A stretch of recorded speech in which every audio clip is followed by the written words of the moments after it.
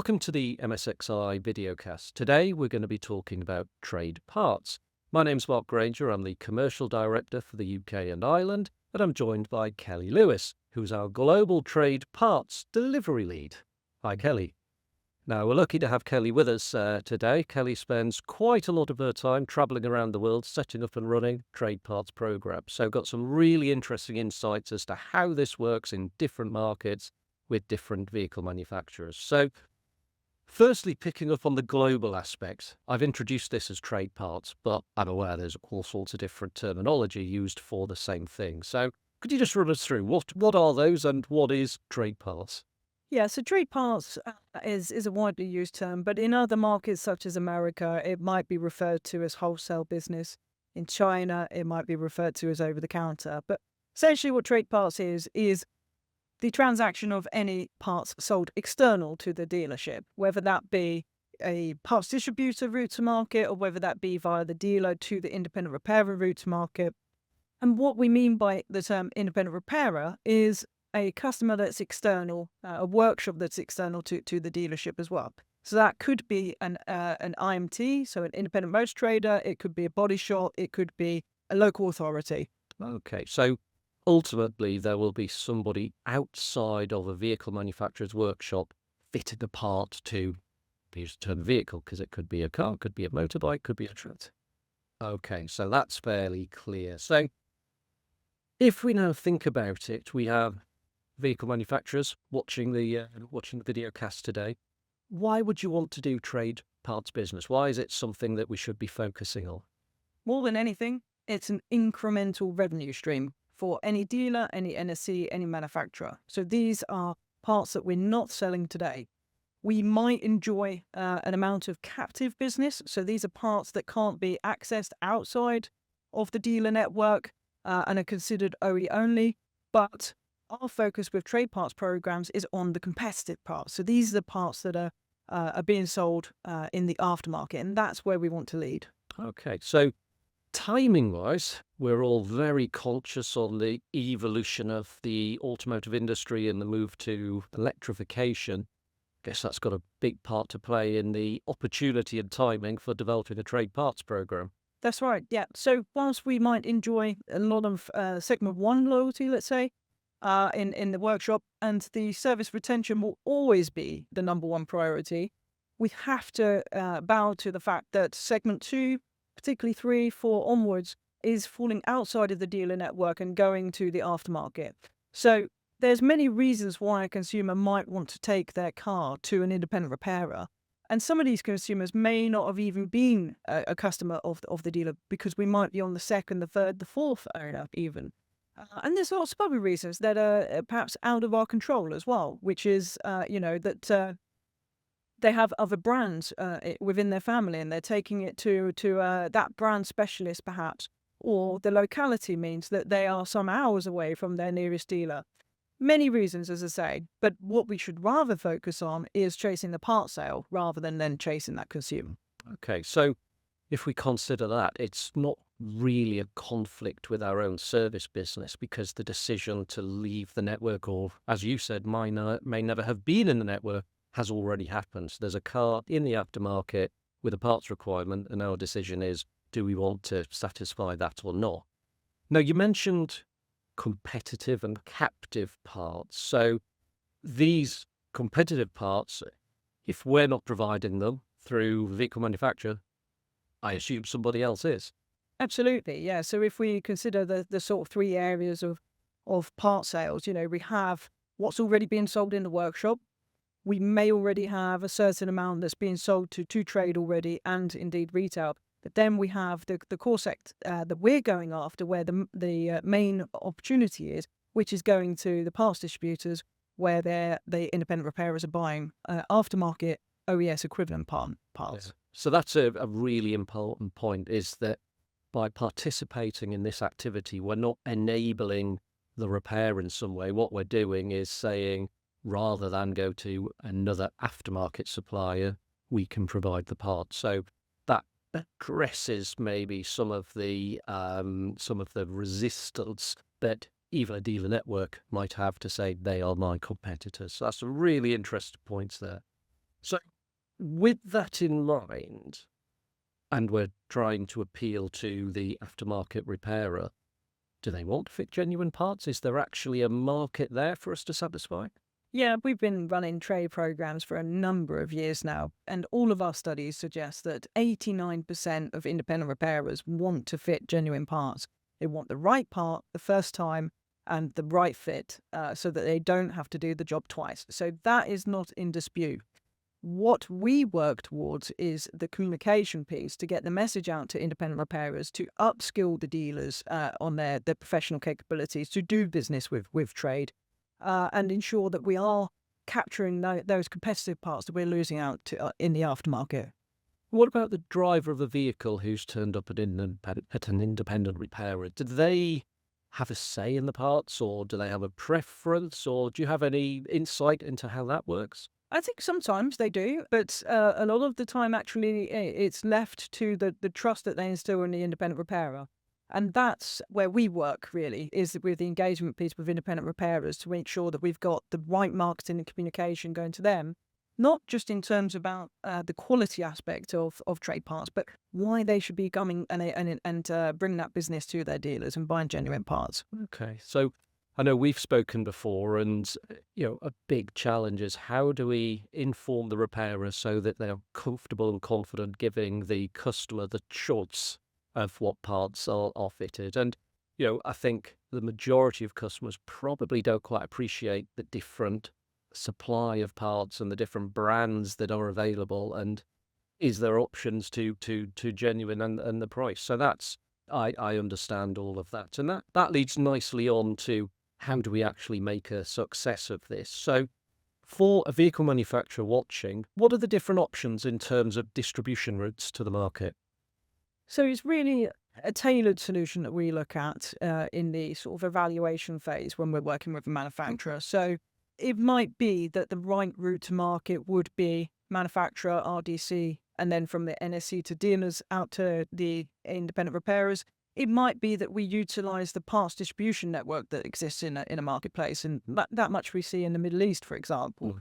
And that's the most appropriate route to market in that area. So there's a number of different channels in which we look at, and we make an assessment based on the market's needs and what we see as the best route to market for that particular region.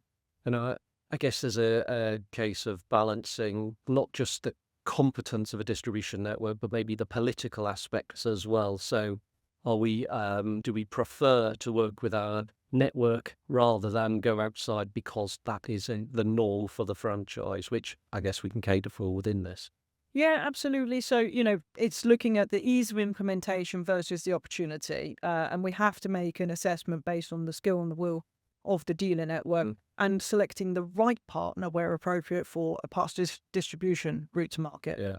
And interesting when you say selecting the right partner, because even within a network, it's not the whole network that we engage on a trade program. We have a subset of what we would call the professional dealers who have the opportunity, but also are willing and able to come on the journey. So very interesting. And if we now move on to that willing and able network and how we work with them, so what are the areas that we work with to help them do a better job and win business? I think the foundation really looks at two pillars: operation guidance and then sales development. Again, depending on the particular market, an example on operation guidance that we took with China in a very digital world and with a huge amount of dealers spread across a huge region. We took a digital workshop approach to have a fast start and upskilling those dealers and professionalizing them ready for trade business. Okay, so and we'll talk in a moment about the future, but digital platforms that must form quite a big part of the proposition of a trade parts activity. Absolutely. I would say that the success of any trade program, the foundation lies in the data that we receive. And from that data, we're then able to drive insights that create actions. And that is when we get into the sales development piece to inform ourselves of where is the opportunity, looking at a heat map, understanding what are independent repairers buying from us now, what are they not buying from us, and that then forms our campaign and promotional activity. Good stuff. So putting all that together, this is about not just building a customer demand through marketing and the activity, but also having the structure there to be able to satisfy that through the chosen network, whatever that is. So if we now consider the future and our vision for that, what challenges and changes do we see in the market which we need to address and satisfy through our trade programs? Well, I think when we look at it, we have the evolution of electrification. So that means a natural reduction of parts being used in the workshop, typically when we're talking about competitive parts, but then a growing need in the aftermarket. So working with independent repairers, we know they want to fit genuine parts. We just need to make it easy for them. And therefore, we need to make it easy for the dealers as well, because it's a hard business to work within, capturing competitive parts. When we look at, say, phase 2 of implementation of running trade programs, we're looking for those sales drivers such as parts baskets and digital tools to aid us in the process. Yeah. So with the continuous evolution of technology in the aftermarket in terms of the vehicles, now is more than ever, the independent repairers will be looking for support in terms of technical information, training, tooling, support.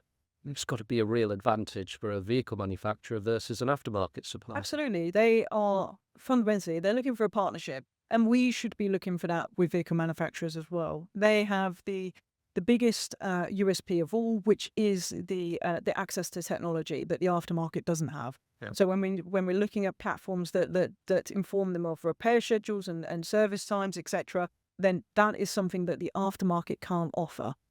So absolutely, tools, training, technology. These are the areas that the manufacturers should be looking to as their opening gambit with the independent repairers. Yeah.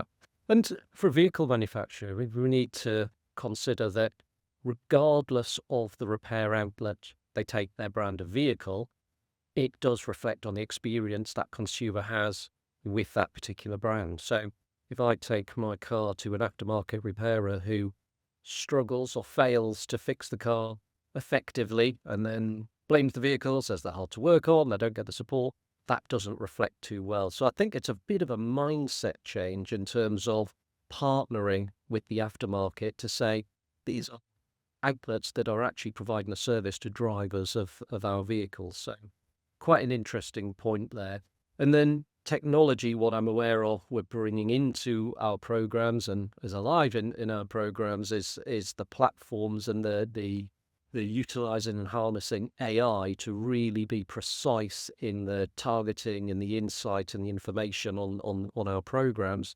And then, of course, you mentioned earlier crash repair business, where we've got our platform which absorbs and takes in estimate information so we can live engage with a repairer to make offers on parts to save cars being written off TLA. So, And we're doing one of two things there, aren't we? Which is, first of all, incremental parts revenue once again, because if we didn't intervene, then that vehicle would have been written off.